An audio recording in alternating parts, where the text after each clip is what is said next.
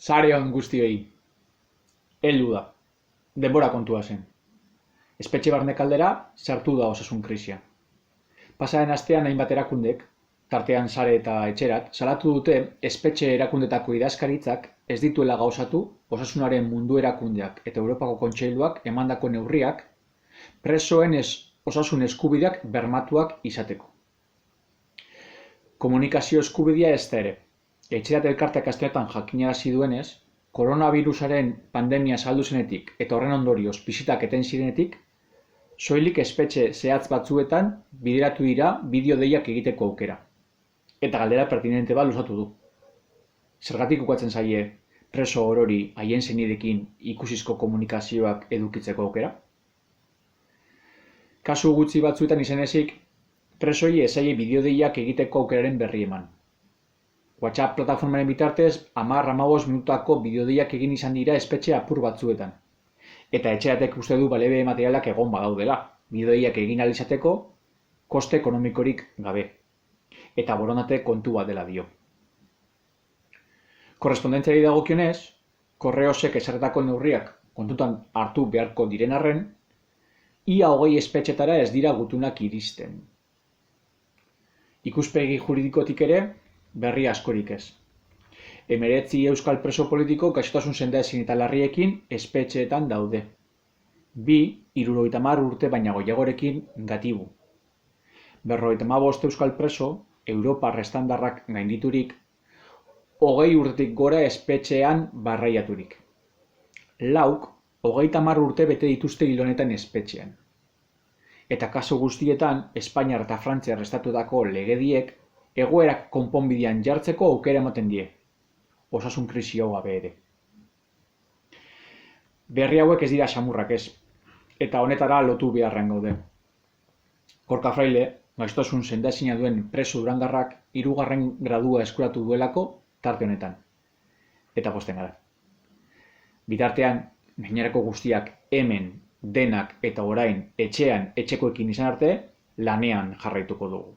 Astera goaz, Sare on konfinamendutik 4. irratsaio berezi hau. Zertan datza bide juridikoa? Bueno, bide juridikoa da errekorritzea, errekorrido penitenziario, hau da. Normalean, euskal preso politikoak zailkatzen dutela beti lehenengo graduan, eta lege penitenziarioak dauka lehenengo gradua, 2. gradua, 3. gradua. Lehenengo graduan egoteko bakarrik premisa bi daude, eta bakarrik sailkatu alda pertsona bat lehenengo graduan peligrosidad extrema eta inadaptación al medio carcelario adierazten badu edo joku horretan sartzen baldin bada. Hau da, oso peligrosidad extrema demostratzen duelako edo inadaptación. Gure presoak ez inolako erakusketarik ez dute egin horretaz, eta normalean bizitza normala egiten dute. Haine paradojikoa dan, ze multxo handiena, nahiz eta lehenengo graduan sailkatuta egon, bizi kokatu da daude 2. graduko modulotan. Hori bai, lehenengo graduko baldintzakin. Patiora bakarrik 4 ordu, modulotik ezin atara, aktibitateak egiteko zailtasun handiak, araketa gehiago, baina normalean 4 ordu horiek patioan ematen dute edo aktibitateak egiteko beste preso eta funtzionarioekin. Eta gero normalean gozaldu, bazkaldu eta faldu jantokian, moduloko jantokian egiten da, mundu guztiarekin batera. Beraz, gure kideek inoiz ez dute euki arazorik olako modulotan egoteko, ze jendearekin harreman normala euki dutelako. Beraz, lege penitenziario eskatzen dituen bi baldintzak ez dutela betetzen, beraz, egon behar dia sailkatuta 2. graduan. Bigarren graduan egonda, aukera gehiago dute, aktibidade gehiago egiteko, denbora gehiago patioan egoteko, eta batez be aukera ere permisoetan irtetzeko. Permisoetan esan dugun bezala oso lagun gitxi atera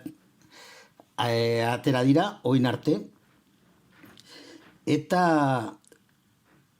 oso deigarria da emakumen egoera. Emakumen egoera, batez be sistema penitenziario oso matxista dalako, oin ja ez horren beste, bai atxor arte instalazioak eta dana egiten ziren gizonentzako.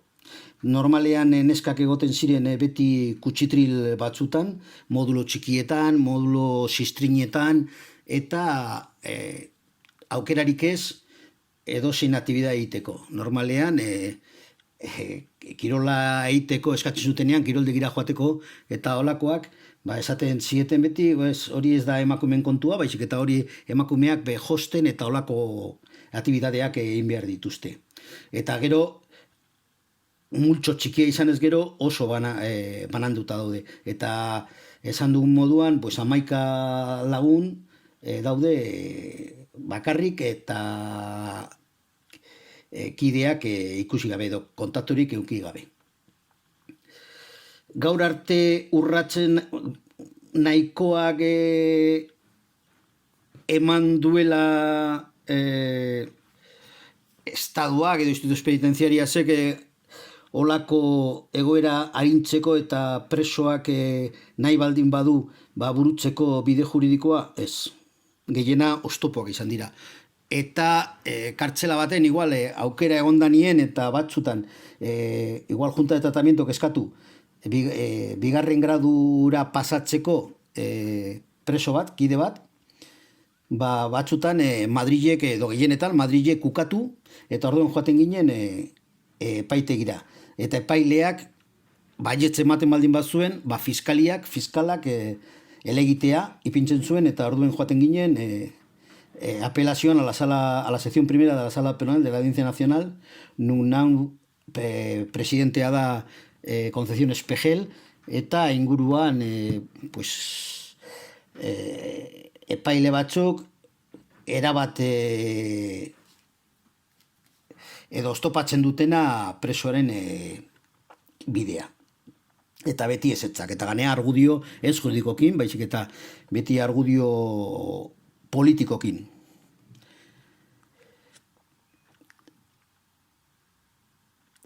Botere judizialak ere normalean junta de tratamiento esaten baldin badu ezetz, institutos penitenciarias gero zentro directivo berresten du erabaki hori, eta epaileak naiz eta kasu guztietan esango nuke, baina kasu argia bigarren graduan egon behar zela, beti ez. Atxera egiten du, eta ez da presoen alde ez du jotzen inoiz, naiz eta kasu argia eta garbia izan. Normalean, epaileak segitzen du junta de tratamiento edo Madrilek institutos penitenciariasekoek esaten dutenari, jarraitzen dio, eta botere banaketarik ez da ikusten inun ere. Ze ez bakarrik alde administratibo esango nuke, Ministerio de Interior, institutos penitenciarias, espetxeak, inolako borontaterik ez dute erakusten, eta ez dute, ikusi da, argi eta garbi, ikusi da mugimenduarekin, Euskal Herriatzerekin. Esan dugun bezala, bakarrik preso bi daude Euskal Herrian, preso gaixo direnak, eta besteak urrunean daude, hasieran igual, bigarren gradua emanda hurbiltzen zuten, presoren bat, baina ja azken urtean, urte bete, naiz eta bigarren gradua emon, mantentzen dute dagoen espetxean. esate baterako Puerton, edo Murtzian, edo Almerian, edo Cáceresen.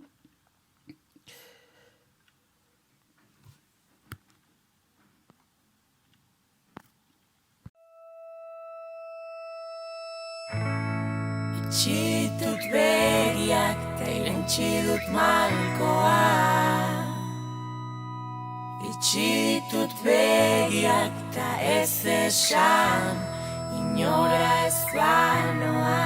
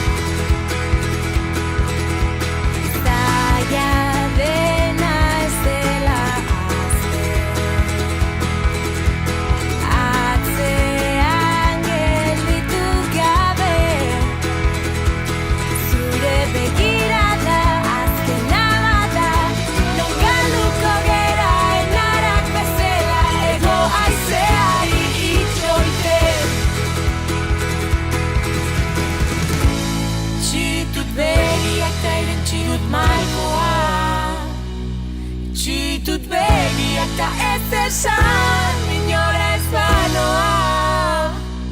Zer nondik etorriko zaren, oraindik ez dakiten arren, ni leihoak jausten nau zure zain.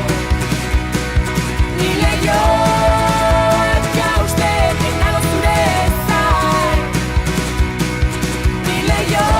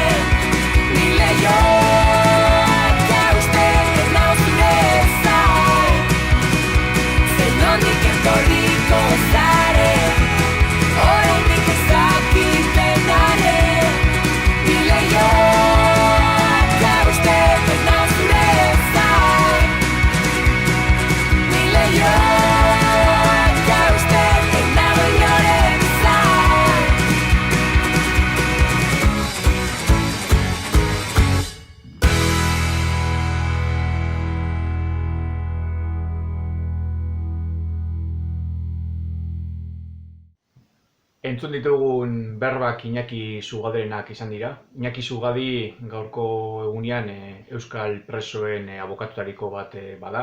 Eta, Gernikan errotutako pertsona, baina urteetan espetxean egondakoa izanik, bere esperientzia pertsonal eta bere zuzenbide ikasketen bitartez jasotako esperientzia guztia gaurko egunean euskal presoen defentsa juridikoa hartatzeko, defendatzeko, eta aldo neurrian etxerako bidean konponbidean jartzeko eroalea edo bada. Ziur naz, Iñaki urteetan olako euskarriak erabilitakoa bada. Tu derecho frente al muro izeneko euskarri bat sortu izan zuen bere momentuan, hainbat eta hainbat abokatuk espetxe barruan emoten direzen hainbat eskubide urraketei aurre egiteko tresna gisa, baliabide gisa, eta alde neurrian defentsa lana ahalik eta modurik duenean baitere presoek bereien egin dezaten. Iñakik erabili izan ditu askotan bere eskubideen defentsa egiteko, bere ingurukoen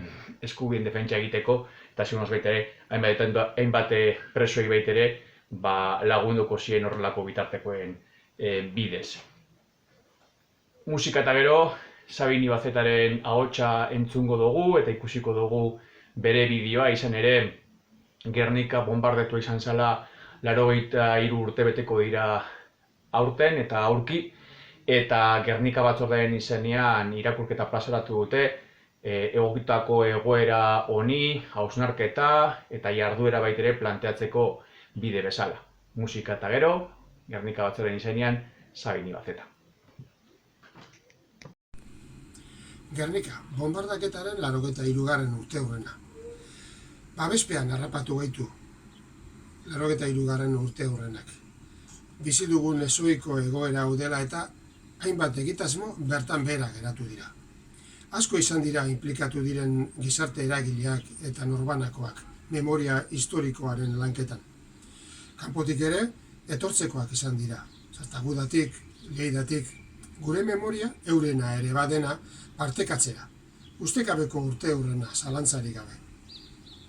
Bombardaketa egunean etxeak suntzitu zituzten. Orain, babesleku bihurtu ditugu. Babesak zentzu osoa hartu du berriro, benetako indarra. Herritar gehienok beldurra partekatuz eta elkar zainduz, elkar babesten ari gara. Badaude hala ere, babesaren beste ikuspegia dutenak.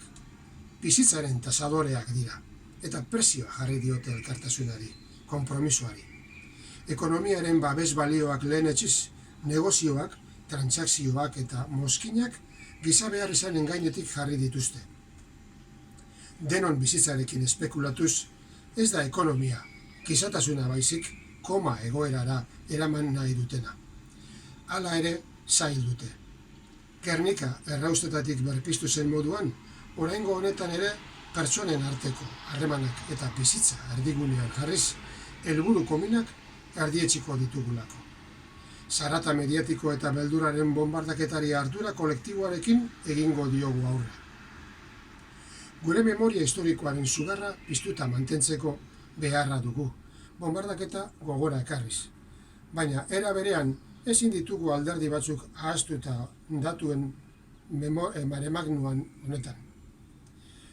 Horrela, gogora ekarri nahi ditugu konfinamendua etxetik oso urrun eta bakartuta pasatzen ari diren herritarrak. Mendekuan eta suntsiketan oinarritutako espetxe politika are gogorragoa egiten da ezohiko egoera honetan. Beraz, mingarria da egiaztatzea gure agintariak isiltasunaz erdeinuz erantzuten dutela. Gogora ekarri nahi ditugu beste Gernikak, bombardaketen izua sufritzen ari diren herriak, eta horren ondorioz familiak, etxeak eta herriak utzi eta heriotzaren bidaia eginez kanpaleku miserableetan pilatuta dauden errefuxiatuak. Non eta Europan, lukurreriaren territorioan. Gogora ekarri nahi ditugu tratu txarrak ematen dituenarekin etxean izututa bizi diren emakumeak. Finean, gogora ekarri nahi dugu ezohiko egoera honen ondorioa bestelako gizarte bat eraikitzea izango dela.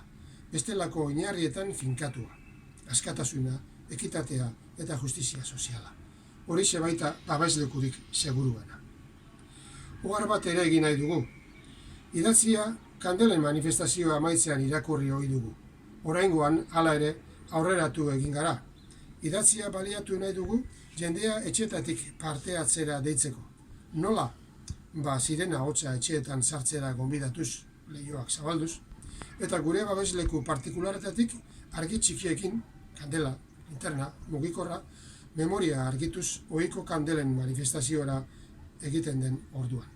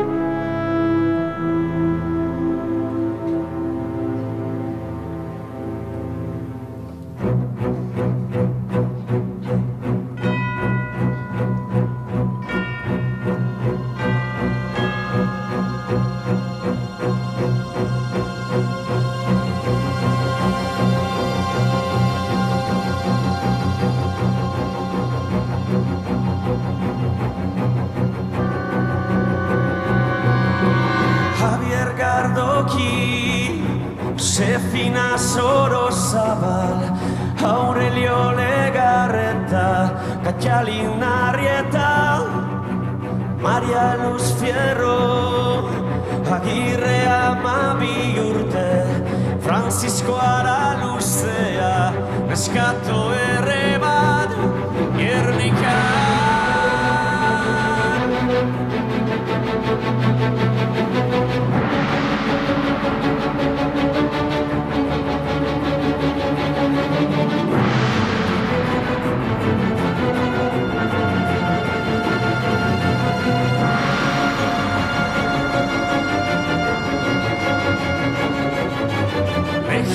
Aldama, me identifikazia, Aurelia Candes López, Clara Zaldunbide, Korputzatiak, Hermana Basabe Orma, Etxea Telesforo, Eliero Barrutia, Maria Santa,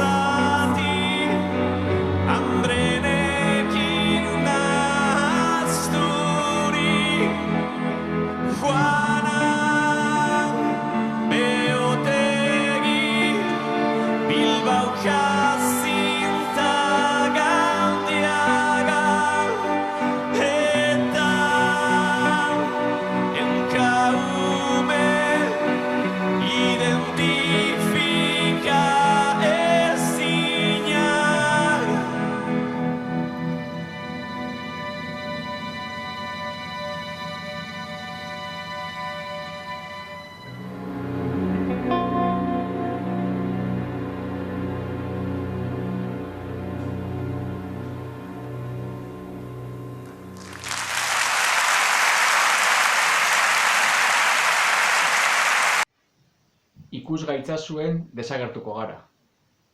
Entzun gaitzazuen isilduko gara. Hori da kulturgintzan izeneko herri dinamika berri batek adierazi izan duen lelo nagusia. Izan ere, datorren apirilaren 21 eta 22rako kulturgintzan.eusen baitan antolatu diren hainbat euskal kulturgilek greba digitalerako deialdia egin izan dute gaurko egoeran nabaritu dezagun, igerri dezagun, zein garrantzitsua den kultura, bere balio eta dimentsio guztiekin, eta zein garrantzitsua diren kulturaz arduratzen, sortzen eta zabalpen lan egiten dituzten kultur sortzaileak eta egileak. Eta babestu, maitatu eta lehen neurrian beraien lanari dagokion aitortza eta balioa emoteko. Zorionez, Euskal Preso eta Ihesleen etxeratzeren bidean, kulturgintzak beti konpromesu nabari bat izan du, eta oraingokoan ere, grebarako deialdia egina badagoen ere, konpromesua, elkartasuna eta aldarrikapenagaz bat egiteko moduak bideratu dizkigute. Besteak beste, honintzen baita... Orain badakigun esentzierroa zer dan, gure gogoa dago geure presoengan, tratatu nahi leukiez animalieran, sadikoek eraikie bezan ziegan, baina danak etxean nahi dugu zaukeran. Bizitza aske bat nork ez dau ba merezi, askeak izateko gendu esan ezin, baina ezingo dugu bide hontan etzi, eusteak egin deusku herri hau berezi, aske izango gara bihar edo etzi.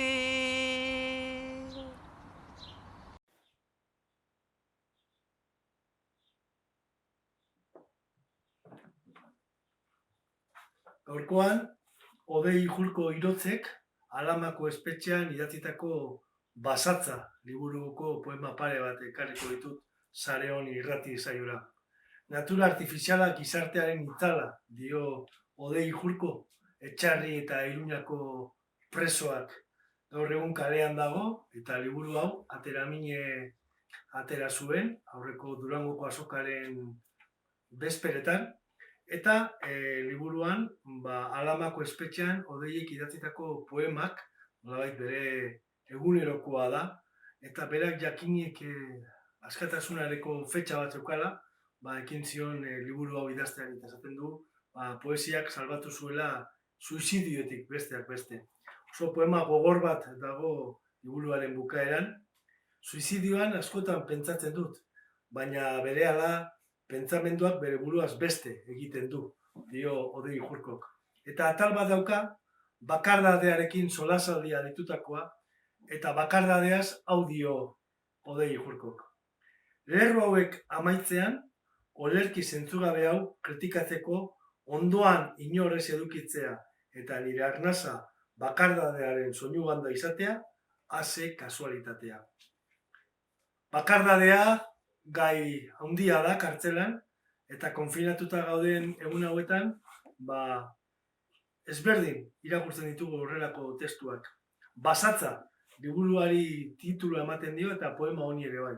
Basatza, gaizki elikatua, psikologikoki torturatua, egun gehiena aulki bati lotua, ohe txiki batean estutua, lagunak nigandik urrundua, beste pertsona bat izatera behartua, faltzukeriaz inguratua, errespetatzen hauen jendez kamustua, nire existentziaz nekatua. Basatza latza da, errealitate gordinaren izpilu, gizakien krudeltasunaren eredu. Basatzan, pertsona hiltze bat da, bizia mailu bat, eta basatza bera mailuak hiltzeari ematen dion kolpea. Beste barik, hurrengo arte. Sare hon. Hauze izan da dana. Sare hon konfinamendutik laugarren saio berezi honen bukaerara heldu gara, bisita berezi bat egin dugu berriz ere, balkoitik, aldarrikapenaren espaziotik, Euskal Preso eta Ihesleen etxeratzea betera aldarrikatzeko moduari atxikituz. Gogoratu apirilaren 24an, datorren ostiralean, Sare eta Etxerat elkarteak elkarlanean berriro ere azkeneko ostiral berezira deitu dutela, arratsaldeko 7etan sare sozial bide ezberdinetatik ekitaldi baten zabalpenerako deialdia egin izan dute, eta ondoren norbanako gisa gure ekarpena eta gure aldarrikapena gozatzeko baitere gonbitea luzatu digute. Hori izango da gure hurrengoko ekimena eta ordara txikituko gara alden neurrian euskal preso eta iheslarien etxeratzearen beharraz, inoz baino gehiago beste behin ere aldarrikatzeko. Gure kasuan, hitzordu bereziago bat baitere izango dugu datorren domekan, datorren igandean, izan ere Gernika bombardetua izan zala apirilaren 26an 83 urte beteko dira. Gernika Memoriaren lekuko plataformak ekimen ezberdinak gauzatzen eta egokitzen ari da gaur eguneko konfinamendu egoerara, Sare Gernika horren parte ere bada, eta beraz, egun horrek dituen esan nahi zabalpen eta aldarrikapen guztiekin bat egiten dugula adierazteko modua ere bada.